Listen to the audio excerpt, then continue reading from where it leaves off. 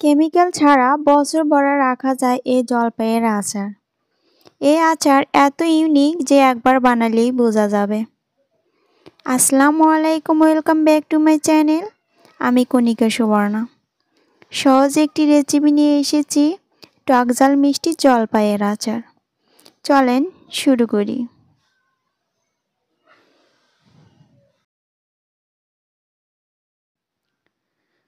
বিসমিল্লাহির রহমানির রহিম। প্রথমে আমি জলপাইগুলো ধুয়ে নেব। জলপাইগুলো ধোয়া হয়ে গেছে।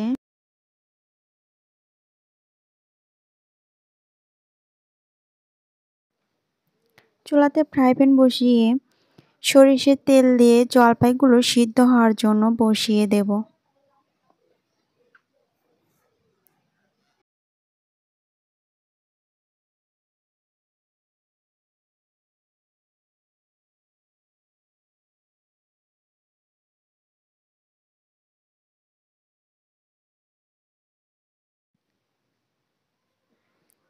মাঝে মধ্যে ঢাকনা তুলে সিদ্ধ হওয়ার আগ পর্যন্ত নাড়াচাড়া দিয়ে নেব। জলপাইগুলো সিদ্ধ হতে থাক, এদিকে আমি আচারের মশলাগুলো তৈরি করে নেব। আচারের মশলা তৈরির জন্য আমি নিয়ে নিচ্ছি ধনিয়া, লবঙ্গ, সাদা এলাচ, মিষ্টি সস বা মৌরি সস, তেজপাতা,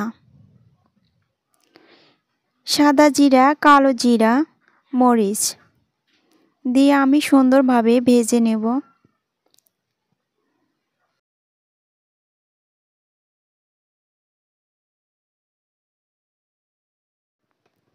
মশলাগুলো ভাজা হলে আমি নামিয়ে ব্লেন্ডার জারে দিয়ে দেব।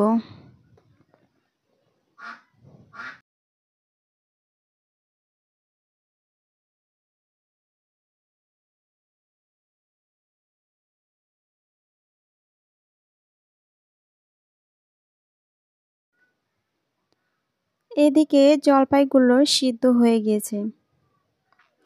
এখন আমি চুলা থেকে নামিয়ে ঠান্ডা হওয়ার জন্য রেখে দেব। জলপাইগুলো বাটিতে নামিয়ে নিচ্ছি।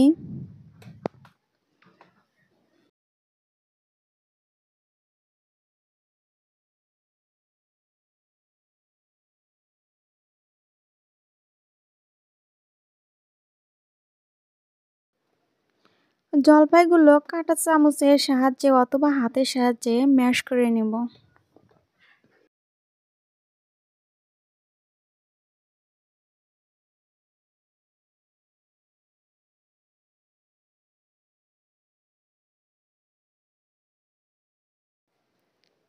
সুন্দরভাবে ম্যাশ করা হয়ে গেছে।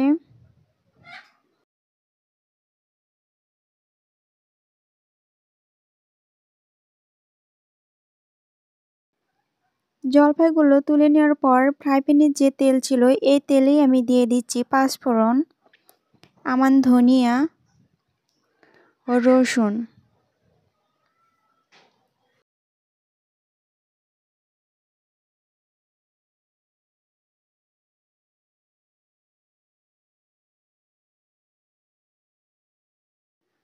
কিছুক্ষণ ভেজে নেওয়ার পরেই দিয়ে দিচ্ছি জলপাইগুলো।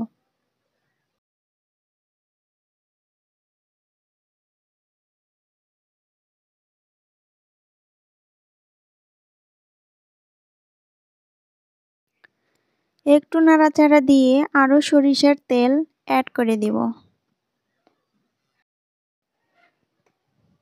আর অনবরত নাড়াচাড়া দিয়ে ভাজতে থাকবো। এই আচার খেয়ে ডাল অথবা খিচুড়ির সাথে অনেক বেশি জমে। কিছুক্ষণ ভাজার পর এর আগে যে আচারের মশলাটি তৈরি করেছি ওখান থেকে কিছু মশলা অ্যাড করে দেব।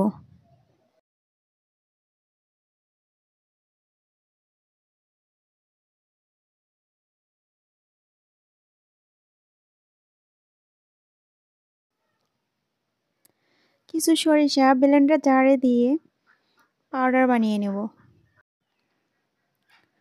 সরিষার পাউডার আচারে দিয়ে দেব। আচারে বেশি মশলা বেশি মজা।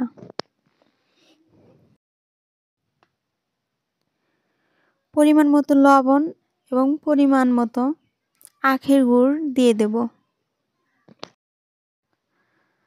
গুড় অথবা চিনি যেটাই ব্যবহার করেন আচারটা লুজ হয়ে যাবে। কিছুক্ষণ জাল দেওয়ার পর এটা আবার স্বাভাবিক হয়ে যাবে।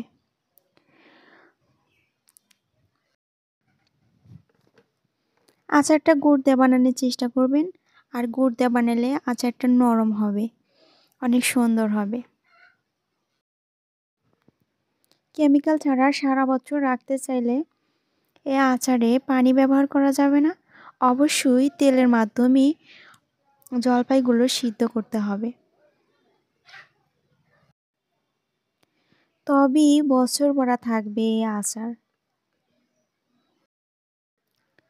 সুন্দর কালারের জন্য একটু হলুদ দেব, চাইলে এটি স্কিপও করতে পারেন। এটা আমি অনবরত নাড়াচাড়া দিয়ে ভাজতে থাকবো, আর এটা অনেকক্ষণ ভাজার পরেই সুন্দর কালার চলে আসবে।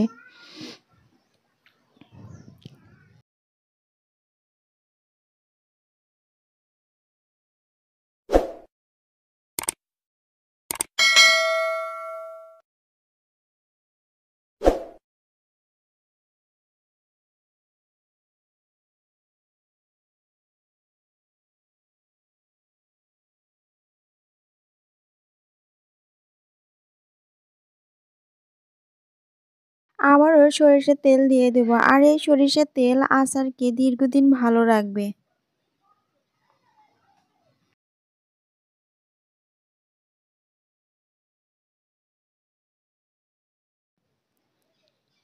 আরও আচারের মশলা অ্যাড করব, আর এই আচারের মশলা আচারের স্বাদকে দ্বিগুণ বাড়িয়ে দেবে।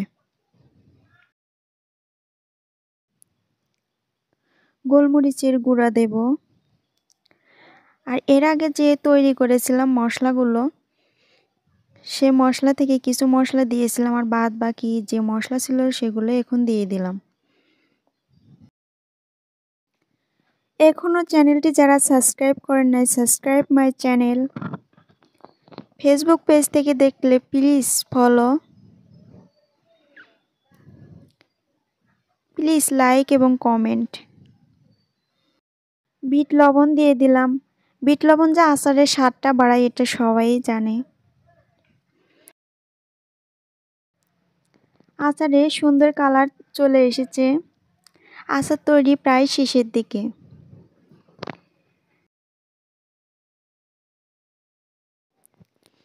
আচারের কালার দেখলে খাবার ইচ্ছে চলে আসে, আর এটা অনেক লোভনীয়। ঘরে বেশি দিন রাখার প্রয়োজন পড়ে না, অল্প দিনেই এই আচারটা শেষ হয়ে যায়। এই মজার আচার বানিয়ে নিলাম, ভালো লাগলে বানিয়ে নেবেন।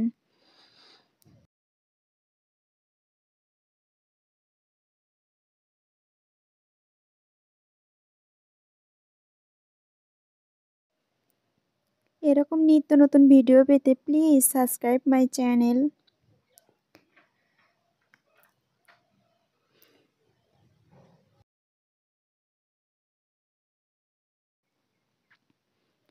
এতক্ষণ ভিডিওর সাথে থাকার জন্য ধন্যবাদ।